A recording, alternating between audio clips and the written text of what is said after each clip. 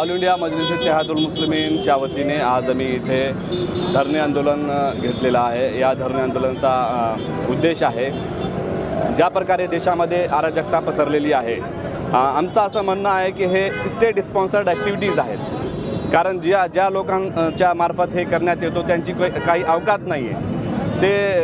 तेवढे काही मोठे लोक नाहीत की ते कोर्टाला जाणार आणि कोर्ट त्यांची अर्जी मंजूर करून त्यांना सर्व्हेचा ऑर्डर देणार।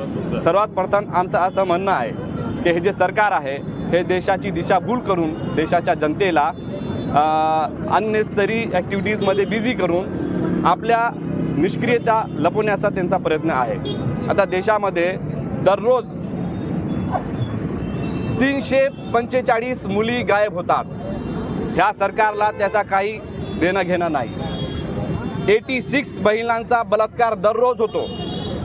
ह्या देशामध्ये 86 महिलांचा दररोज बलात्कार होतो। ह्या सरकारला त्याच्याशी काही देणं घेणं नाही आणि त्यांच्या अंधभक्ताच्या मार्फत त्यांनी देशामध्ये अराजकता पसरून देशाच्या जनतेला मेन स्ट्रीमपासून दूर करण्याचा प्रयत्न करीत आहेत आणि त्यांचा ध्यान भटकवण्यासाठी असा त्यांचा प्रयत्न आहे।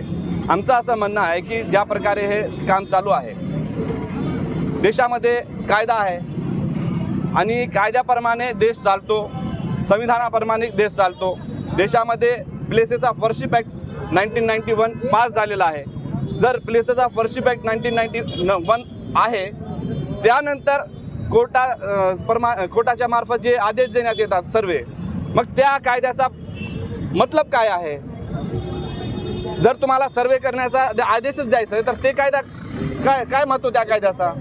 तर ह्या देशामध्ये स्टेट स्पॉन्सर्ड ॲक्टिव्हिटीज चालू आहेत। ही देशाची सरकार निष्क्रियता लपवण्याकरिता देशाच्या जनतेला अननेसेसरी ॲक्टिव्हिटीजमध्ये ढकलण्याचा प्रयत्न करत आहे। त्यामुळे आम्ही ऑल इंडिया मजलिस इत्तेहादुल मुस्लिमीनतर्फे आज आंदोलन घेतला। आमची अशी मागणी आहे की उत्तर प्रदेशच्या संबलमध्ये ज्या 5 मुलांचा पोलिसच्या मार्फत हत्या करण्यात आलेली आहे, त्या पोलीस अधिकाऱ्यांवर कडक कायदेशीर कारवाई करण्यात यावी। त्या मरणाऱ्या शहीद होणाऱ्या मुलांच्या घरच्यांना एक्स ग्रेशा देण्यात यावा। दोषी पोलीसवाल्यांना तत्काळ निलंबित करून त्यांच्यावर कायदेशीर कारवाई करण्यात यावी, अशी आमची मागणी आहे।